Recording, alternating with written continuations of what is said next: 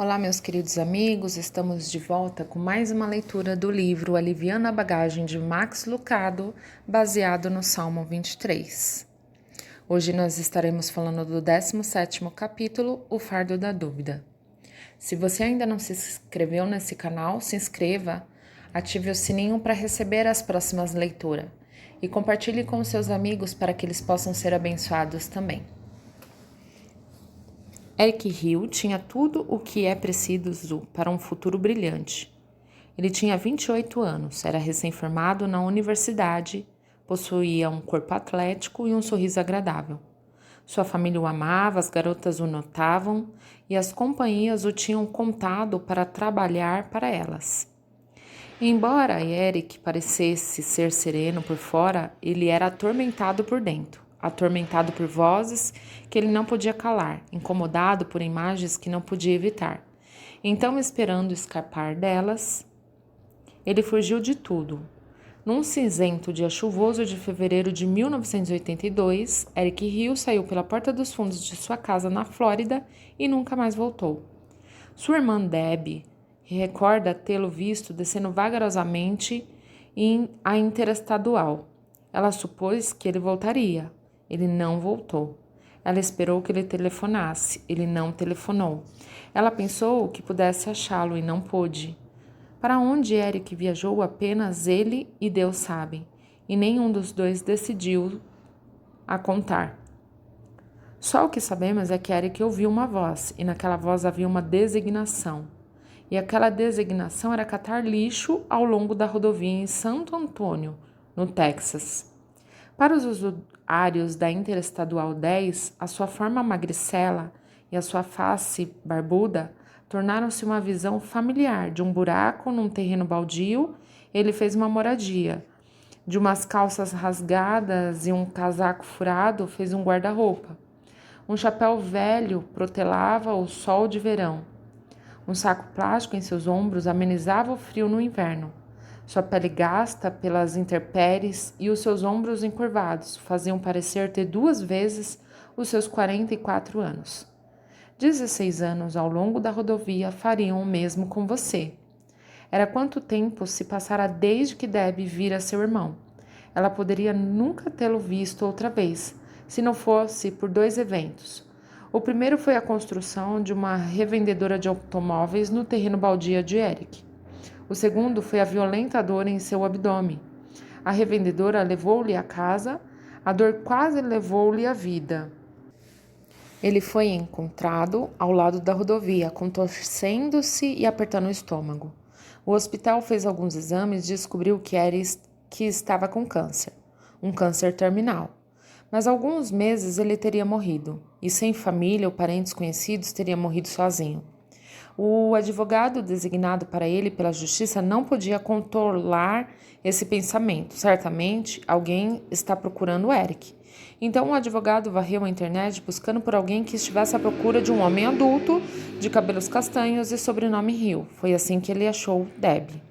A descrição pareceu igualar-se à sua lembrança, mas ela precisava ter certeza. Então, Debbie veio para o Texas. Ela, o marido e os 2 filhos alugaram um quarto de hotel e partiram para encontrar Eric. Entre mentes, ele havia recebido alta do hospital, mas o capelão sabia onde ele estava. Eles o acharam sentado, encostado num prédio, não muito longe da Interestadual. Quando se aproximaram, ele se levantou. Eles ofereceram frutas e ele recusou. Eles ofereceram suco, ele declinou. Ele era polido, mas indiferente com a família, que reivindicava ser a dele.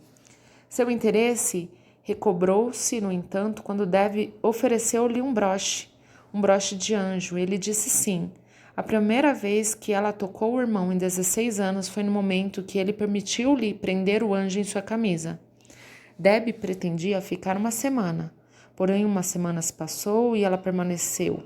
Seu marido voltou para casa e ela ficou.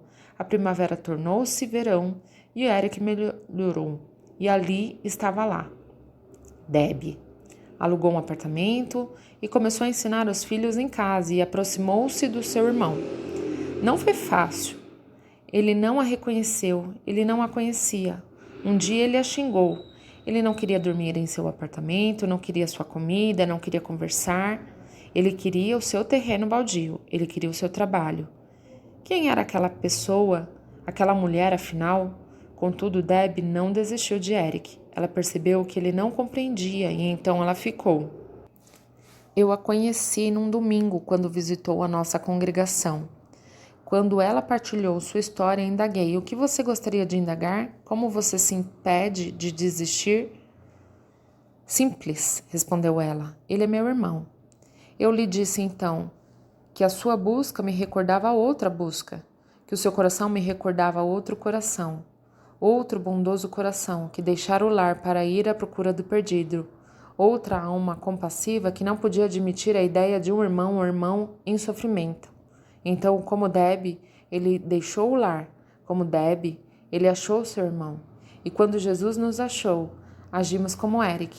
Não nas nossas limitações, nos impedem de reconhecer aquele que vier a salvar-nos. Até duvidamos de sua presença e às vezes ainda o fazemos. Como ele lida com as nossas dúvidas? Ele nos persegue, como Deb perseguiu Eric. Deus nos persegue. Ele vai atrás de nós até que finalmente o vemos como nosso Pai, mesmo que isso leve todos os dias da nossa vida.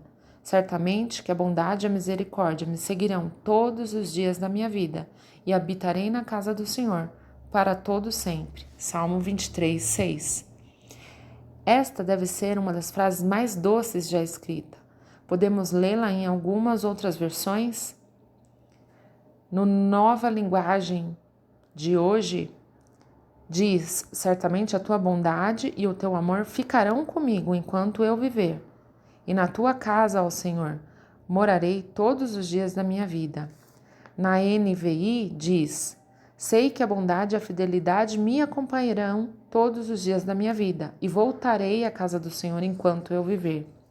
Na Bíblia Viva diz: eu tenho absoluta certeza de que a tua bondade e o teu amor cuidadoso me acompanharão todos os dias da minha vida. Sim, eu viverei na presença do Senhor para sempre. Ler o versículo é abrir uma caixa de joias. Cada palavra cintila e implora para ser examinada diante das nossas dúvidas. Bondade, misericórdia todos os dias. Habitar na casa do Senhor para sempre. Elas devastam nossa incerteza como uma equipe da SWAT faz com um terrorista. Olhe para a primeira palavra, certamente. Davi não diz, talvez, a bondade e a misericórdia me seguirão, ou possivelmente a bondade e a misericórdia me seguirão, ou tenho um pressentimento de que a bondade e a misericórdia me seguirão. Não, Davi poderia ter empregado uma dessas frases, mas ele não o fez.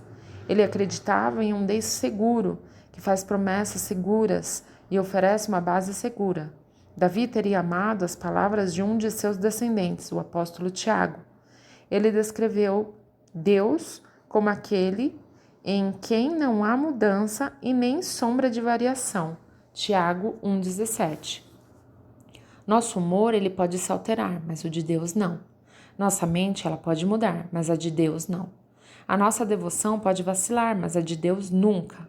Ainda que sejamos infiéis, ele é fiel, pois não pode trair a si mesmo. 2 Timóteo 2,13.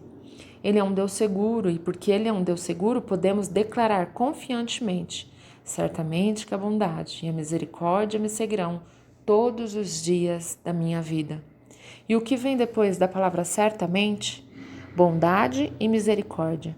Se o Senhor é o pastor que guia o rebanho, bondade e misericórdia são os dois cães pastores que guardam a retaguarda do rebanho. Bondade e misericórdia? Não, apenas bondade porque somos pecadores e necessitamos de misericórdia.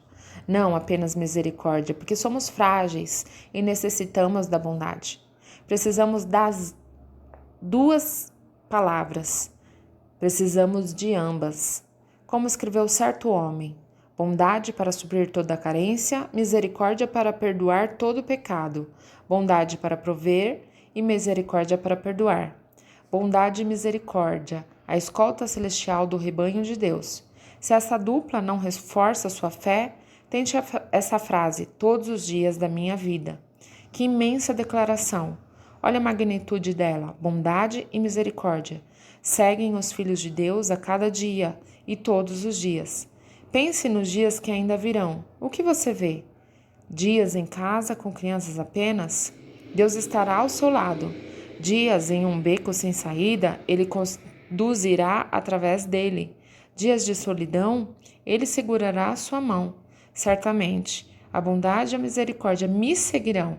Não alguns, não na maioria, não quase todos, mas todos os dias da minha vida. E o que Ele fará durante esses dias?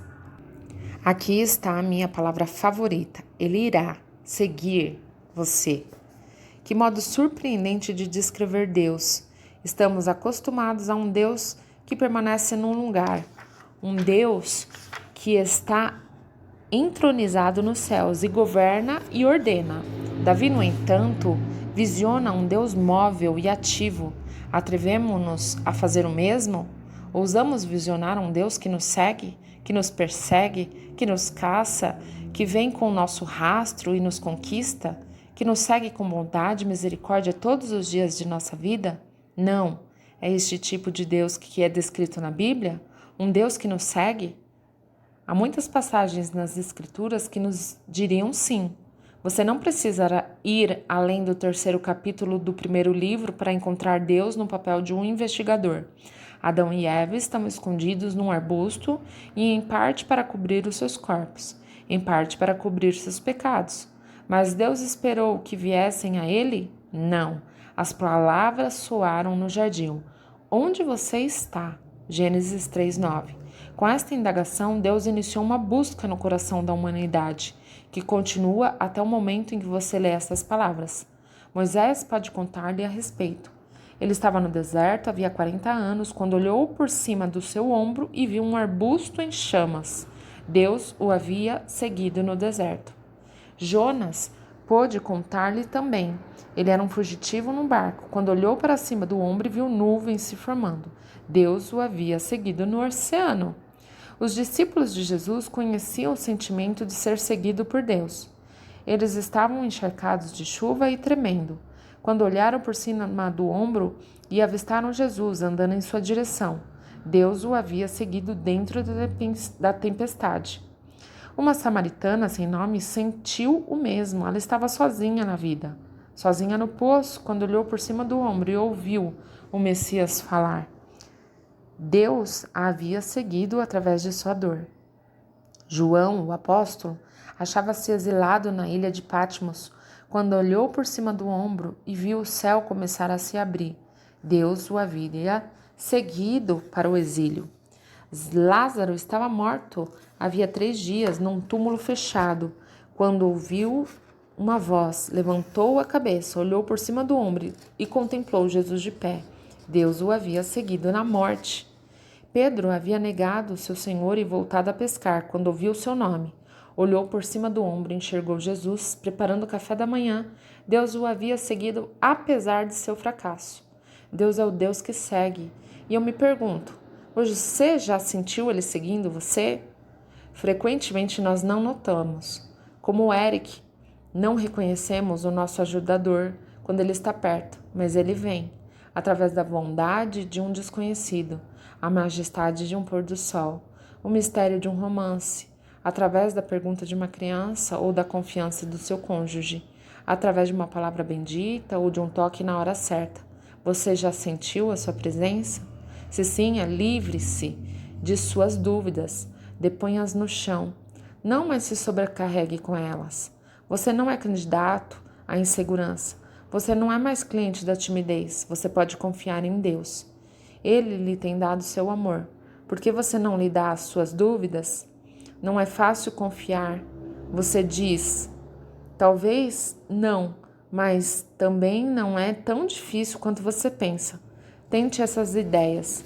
Confie em sua fé e não em seus sentimentos. Você não se sente espiritual todos os dias? Claro que não. Mas os seus sentimentos não têm impacto sobre a presença de Deus.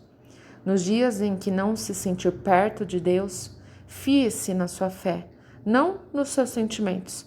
A bondade e a misericórdia seguirão você todos os dias de sua vida. Meça o seu valor através dos olhos de Deus, não dos seus. Para os demais, Eric Hill era um vagabundo sem lar, mas para Debbie, ele era o seu irmão. Há ocasiões em nossa vida em que somos andarilhos sem lar, desorientados, difíceis de se ajudar e difíceis de se amar. Em épocas como estas, recorde este simples fato: Deus ama você. Ele segue você. Por quê? Porque você é da família e ele seguirá você todos os dias da sua vida. Veja o quadro grande, não é pequeno. O lar de Eric foi tirado, a sua saúde foi tirada devido à tragédia. Porém, a sua família havia retornado para ele. Talvez o seu lar e a sua saúde estejam ameaçados também. O resultado imediato pode ser o sofrimento, contudo, o resultado a longo prazo pode ser achar um pai que você nunca conheceu, um pai que seguirá você por todos os dias da sua vida. A propósito, o último capítulo da vida de Eric Hill é o melhor. Dias antes dele morrer, ele reconheceu Debbie como sua irmã e, ao fazê-lo, descobriu o seu lar. Nós também o faremos, igual a Eric. Temos duvidado do nosso ajudador, mas igual a Debbie. Deus é tardio em irar-se e determinado a ficar. Como Eric, não aceitamos as dádivas de Deus, mas como Debbie, Deus assim mesmo as oferece. Ele não nos dá anjos, não apenas espetados numa lapela, mas postados em nosso caminho. E acima de tudo, Deus nos dá a si próprio, mesmo quando preferimos a nossa choupana à sua casa, o lixo à sua graça. Ele ainda nos segue, nunca nos força, nunca nos deixa. Pacientemente ele persiste, fielmente presente, usando todo o seu poder para convencer-nos de que ele é quem é e quem podemos confiar nele para nos guiar ao lar. A sua bondade e misericórdia seguirão-nos-ão todos os dias das nossas vidas. Que o Senhor seja contigo todos os dias da sua vida. Que Deus te abençoe grandemente. Um beijo no coração e até a próxima leitura.